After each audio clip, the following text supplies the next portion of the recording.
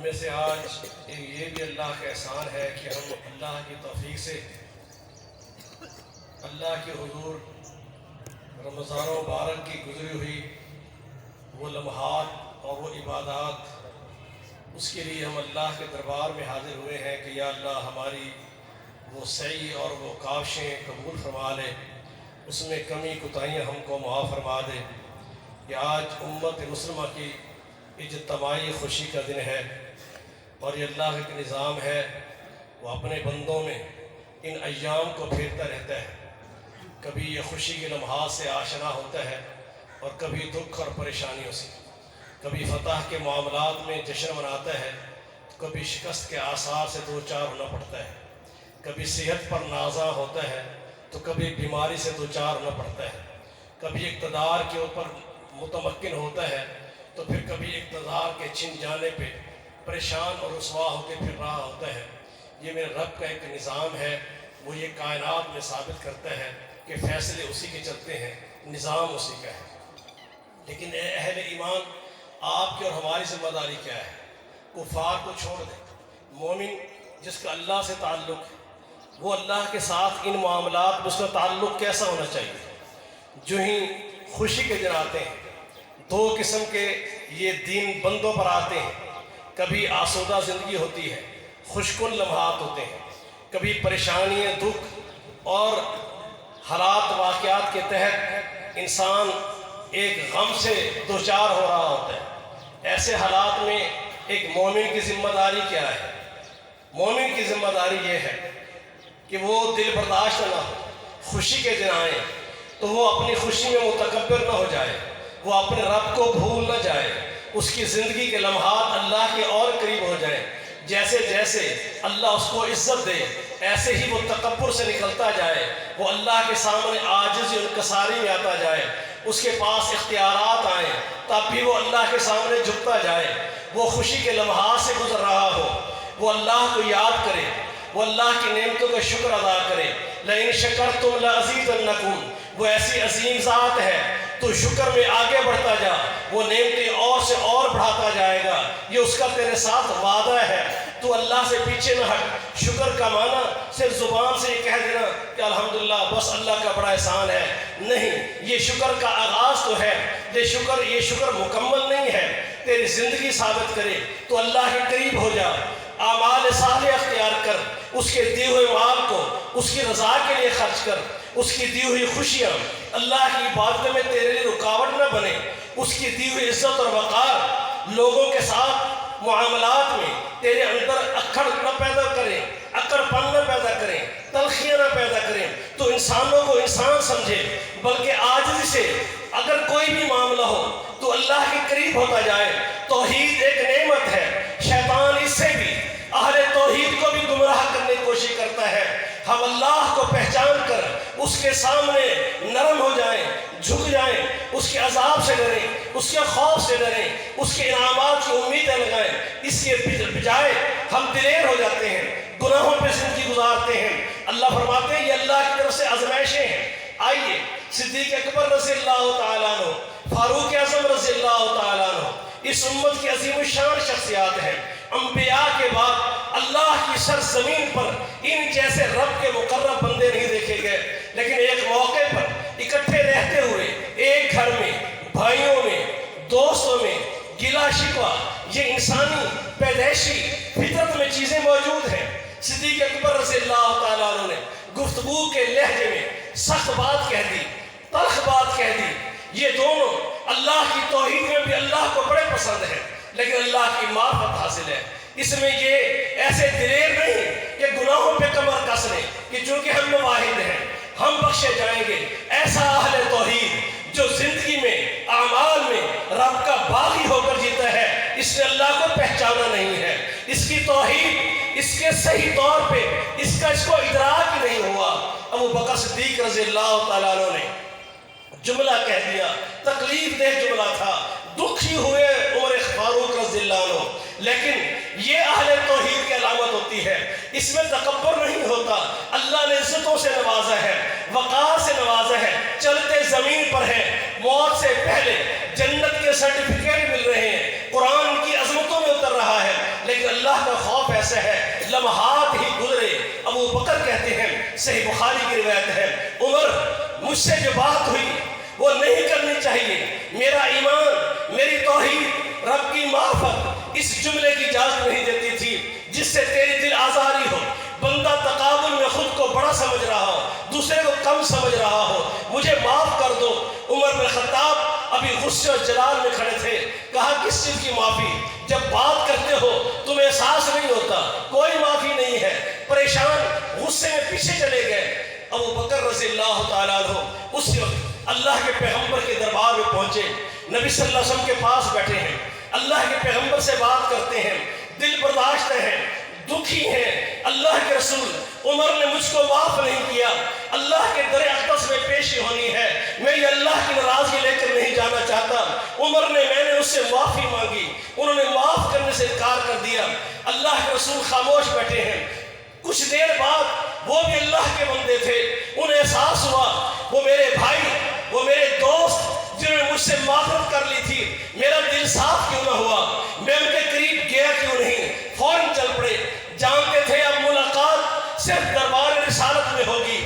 وہاں پہنچے, اللہ کے پیغمبر نے دیکھا عمر بن خطاب ساتھ, اللہ کے نبی ناراض ہوئے. لا توصونی فی صحابی, اے عمر یہ میرا وہ ساتھی ہے, یہ میرا وہ دوست ہے, جب تم میرے معاملے میں مقابلے میں آنے کی کوشش کرتے تھے, یہ اللہ کی توحید پر محمد رسول اللہ صلی اللہ علیہ وسلم کی محبت میں میرے شانہ بشانہ دکھ اٹھاتا, مال لٹاتا, میری عزت کی پاسداری کرتا. اس کو اذیت دے کر محمد کو تکلیف نہ دیا کرو. اور ابو بکر صدیق رضی اللہ تعالیٰ عنہ بار بار کہتے جا رہے ہیں, اللہ کے رسول عمر سے ناراض نہ ہو, کوتاہی مجھ سے ہوئی, غلطی مجھ سے ہوئی, غصہ مجھے آ گیا, بات میں نے کر دی, عمر کا قصور نہیں تھا. اور ساتھ روتے جا رہے ہیں, آنسو بہاتے جا رہے ہیں. اللہ کے رسول عمر کا قصور نہیں, عمر اپنی جگہ پریشان ہے. اللہ کے رسول کے سامنے وہ آپ دکھی ہو کر نبی کا چہرہ دیکھ کر, نبی کا لہجہ دیکھ کر وہ رونے شروع ہو گئے.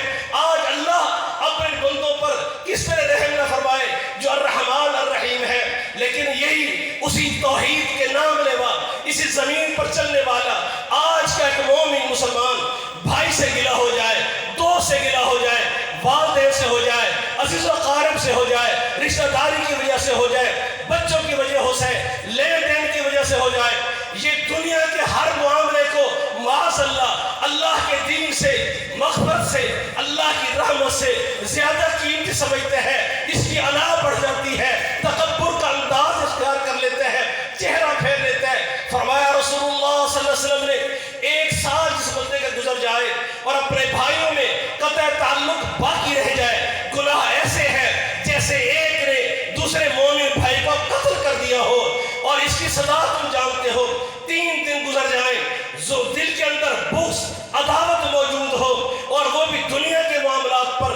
اور سچی بات ہے, بعض اوقات ایک انسان اپنے آپ کو جسٹیفائی کرتا ہے کہ نہیں, میرا تو سے گرا بھی دین کی وجہ سے ہے, اور دین کے وہ معاملے جو اللہ نے درگزر کرنے کے لیے کہے وہ بھی کرنے کو تیار نہیں. تلک الایام, یہ دن آتے ہیں, کبھی اللہ تجھے عزت دے گا, اقتدار دے گا, مال دے گا, وقار دے گا. اللہ چاہتا ہے میرا بندہ جتنا میں نوازتا ہوں بڑھ کے آگے آئے, میری ذات کے لیے مال قربان کرے, عزت قربان کرے, جان قربان کرے, میری خوشنودی کے لیے جیے, میری رضا کے لیے مرے. یہ دنیا میں جیے تو اللہ کا ہو کر جیے. جب یہ اس انداز سے جیتا ہے اللہ اس سے خوش ہوتا ہے. اللہ فرماتے ہیں میرے بندے ہم نے تجھے آزمایا ہے, اور وہ وقت بھی آتا ہے. آج ایک بات ذہن رکھنا میرے بھائیوں, اللہ سے کبھی شکوہ نہیں کرنا, اللہ سے کبھی گلہ نہیں کرنا. یہ پریشانیاں دکھ آتے ہیں, تو کبھی اللہ سے کہے کہ ہائے فلاں کو تو دے دیا, کاش مجھے بھی ایسے مال دیتا, فلاں کو تو اقتدار دے دیے ہے, کاش مجھے بھی دے دیتا. حدیث قدسی ہے, اللہ کے رسول فرماتے ہیں, اللہ تعالیٰ فرماتا ہے میں اپنے بندوں کو جانتا ہوں, میں جانتا ہوں میرے کچھ بندے, اور یہ اہل ایمان کی بات ہو رہی ہے, میرے کچھ بندے ایسے ہیں میں ان کو مالدار بنا دیتا ہوں. میں جانتا ہوں اگر میں اس سے مال کی اس کی فراوانی ہٹا دوں یہ ایمان سے ہاتھ دھو بیٹھے گا, اس لیے میں اس کو مال کی فراوانی دیتا ہوں. میرے کچھ بندے ایسے ہیں جن کو میں غربت میں رکھتا ہوں, میں رب جانتا ہوں اگر میں نے اس کی غربت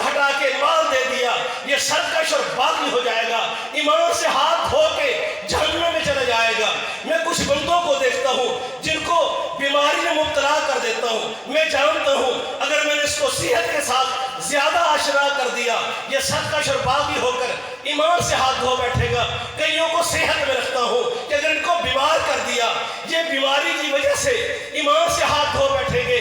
اللہ فرماتے ہیں میں اپنے بندوں کے دلوں کو جانتا ہوں، مزاج کو جانتا ہوں، مستقبل کو جانتا ہوں، مجھے پتہ ہے ان کی عادات کا۔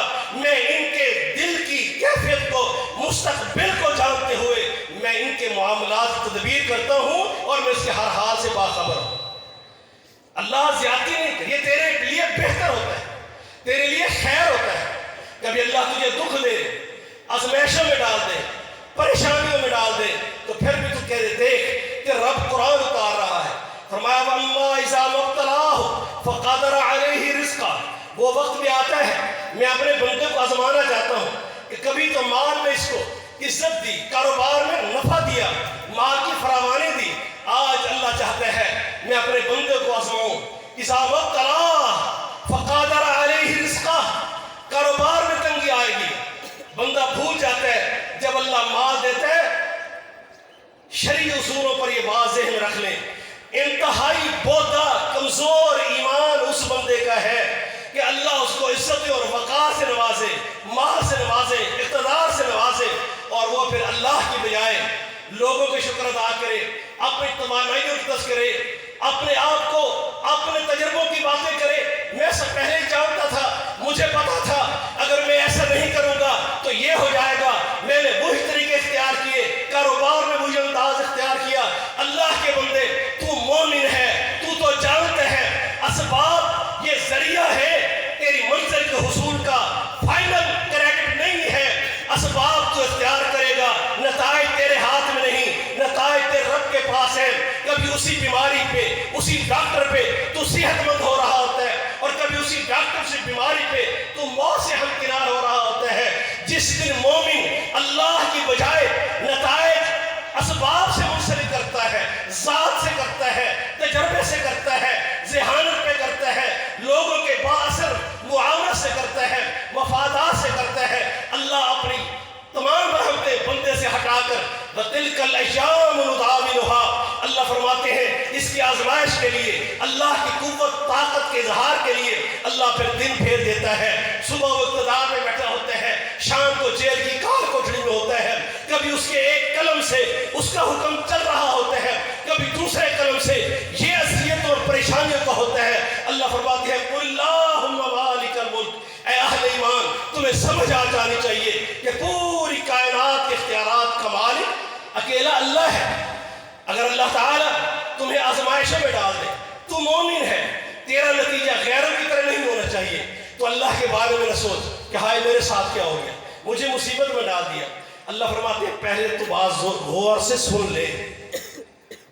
فقادر علیہ رزقہ، اگر تجھے مال میں، عزت میں، وقار میں، اولاد میں، بیماریوں میں، دکھوں میں اللہ تجھے ڈال دیتا ہے، تیری آزمائش ہوتی ہے، تو اللہ کا شکر اور صبر کرنے کی بجائے کہ مالک جب تمہیں اچھے دن دیے تھے وہ بھی تیرا احسان تھا، آج تمہیں آزمائش ڈالی ہے، اللہ پھر بھی تیرے فیصلوں پہ راضی ہوں، کبھی شکایت نہیں کروں گا، تو پھر اچھے دن دے دے گا، میں تیرے ساتھ راضی ہوں۔ کبھی تو نے سوچے رسول اللہ صلی اللہ علیہ وسلم کی حدیث ہے، فرمایا بندہ قرآن میں بھی ذکر ہے وَآخَرُونَ اعْتَرَفُوا بِذُنُوبِهِمْ خَلَطُوا عَمَلًا صَالِحًا وَآخَرَ سَيِّئًا، یہ مومن بندہ کبھی نیکی بھی کرتا ہے، گناہ بھی کرتا ہے، زندگی میں خلط ملط ہے، اچھے اعمال کا ریکارڈ بھی ہے، گناہوں کا ریکارڈ بھی ہے، لیکن گناہ اتنے زیادہ ہیں کہ نیک اعمال اس کے گناہوں کے خاتمے کا سبب نہیں بن رہے۔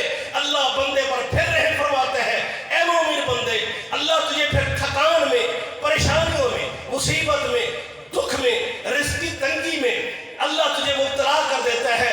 اللہ فرماتے ہیں پھر ہم اپنے بندے کے گناہوں کو، اس کو تھکان آئے تب گناہوں کا کفارہ، پریشان ہو گیا تب گناہوں کا کفارہ، بخار بیماری آئی تب گناہوں کا کفارہ، فرمایا حتیٰ کہ پاؤں میں کانٹا بھی چبھے اللہ اسے گناہوں کو کفارہ بنا دے۔ اور اس لیے کہ جب میرا بندہ میرے پاس آئے تو اللہ کے عذاب جہنم کا حصہ نہ بنے۔ یہ زندگی کے اندر اصول بنا لو، اللہ سے شکایتیں نہیں کرنی۔ اللہ فرماتے ہیں ما اصابک من حسنۃ فمن اللہ، جب تیرے اوپر اللہ کی نعمتیں آ رہی ہوتی ہیں تو کیوں لوگوں کے تذکرے کرتا ہے؟ تو کیوں جا جا کے لوگوں کے گھروں پہ حاضری دیتا ہے؟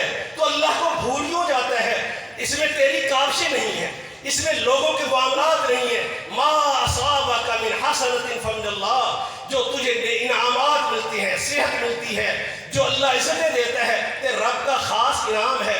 وما اصابک من سیئۃ فمن نفسک، اور جب تو کسی بیماریوں میں، پریشانیوں میں، دکھوں میں، مصیبتوں میں اگر گر جاتا ہے، اپنے آپ کو مطعون کر، رب کو نہ کر۔ کلا بل لا تکرمون الیتیم، جب تجھے اللہ عزت دیتا تھا مال بتا دے کر، تو نے یتیموں کو، غریبوں کو حقارت سے دیکھنا شروع کر دیا۔ وہ تیرے ساتھ بیٹھ نہیں پاتے تھے، تیرے لہجے میں ان کے لیے محبت نرمی نہیں تھی، فرعونیت تیرے لہجے میں شامل ہو گئی تھی۔ تو بھول گیا کہ تو تیرا ساتھ کچھ دینے والا تو اللہ ہے، تو نے سارا کچھ اپنے کریڈٹ میں ڈال دیا ہے۔ ولا تحاضون علی طعام المسکین وتأکلون التراث اکلا لما وتحبون المال حبا جما ایحسب ان مالہ اخلدا، تو یہ سمجھ بیٹھا تھا یہ اقتدار، یہ مال، یہ عزت، یہ ہمیشہ تیرے پاس رہے گی۔ کلا، ہرگز نہیں، ساری کائنات کا تسلط تیرے رب کا ہے، فیصلہ اسی کا چلتا ہے۔ تو نے میراث کھانی شروع کر دی، بہنوں کو محروم کیا، بیٹیوں کو محروم کیا، بھتیجوں کو محروم کیا۔ جہاں تیرے اندر زور، طاقت اللہ نے تجھ کو وقتی آزمائش میں دی تھی، تو نے غلط استعمال کر کے ان کے حقوق پر ڈاکہ ڈالا۔ وَتُحِبُّونَ الْمَالَ حُبًّا جَمًّا، اللہ کو بھول گیا، دین کو بھول گیا، عبادات بھول گئی۔ یہ مال کی طمع تجھے نماز سے روک رہی تھی، یہ مال کی طمع صدقہ خیرات سے روک رہی تھی، لوگوں کے حقوق کی ادائیگی سے روک رہی تھی۔ تکبر تیری سرشت میں داخل ہو گیا تھا۔ اللہ فرماتے ہیں اس لیے پھر ہم نے تجھے دوسرا رخ دکھایا۔ وَتِلْكَ الْأَيَّامُ نُدَاوِلُهَا بَيْنَ النَّاسِ، یہ اللہ کے فیصلے ہیں۔ اگر تیرے اوپر آزمائشیں آتی ہیں تو دو طریقے سے آتی ہیں، یا تو اپنے کرتوتوں کی وجہ سے رب کے عذاب میں آیا ہے، یا تیرے گناہوں کے کفارے پہ رب نے تجھے آزمائش میں ڈالا ہے۔ ہر حال میں اللہ کے ساتھ، خوشی میں بھی رب کے ہو کر رہو، غمی میں بھی رب کے ہو کر رہو۔ کبھی رب پر نا امیدی نہیں کرنی، رب کا شکوہ نہیں کرنا، شکایتیں نہیں کرنی۔ دن بھر لا تعداد نعمتیں تو پر کرتا ہے، یہ سورج کی روشنی ہے، یہ آکسیجن ہوائیں فضائیں ہیں، یہ خوراکیں، یہ کھانا پینا، رہن سہن، یہ سارے کا سارا اللہ کے وہ احسانات ہیں جن احسانات میں بندہ اللہ کے آگے جھکتا جاتا ہے۔ میرے بھائیوں، آج بھی یہ خوشی کا دن، اللہ کے سامنے اس کے بندے بن کے گزارو، بغاوتوں سے بچو، اس کی ناراضگی سے بچو، اور یہی اہل ایمان کا، اہل توحید کا شیوا ہے۔ کوئی اللہ کی نعمتوں، عزتوں پر بندوں کو حقیر نہ سمجھو، اپنے لہجے نہ بدلو، اللہ کی مخالفتیں نہ کرو۔ اللہ مجھے اور آپ کو اس انداز سے زندہ رکھے کہ جیئیں تو اس کے، مرے تو ہم پہ وہ راضی۔ اللہ سے دعا کریں اللہ ہماری انفرادی اجتماعی پریشانی دور کر دے۔ الحمدللہ۔